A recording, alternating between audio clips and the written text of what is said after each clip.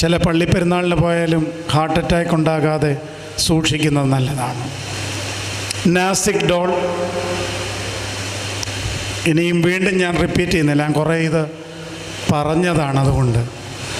പക്ഷേ എന്തായാലും ഒരു കാര്യം എനിക്ക് മനസ്സിലായി, ഞാൻ പറയുന്നതിൻ്റെ വാശി തീർക്കാൻ കഴിഞ്ഞ വർഷത്തേക്കാട്ടിൽ ഡബിൾ പരിപാടിയാണ് പല പള്ളികളിലും.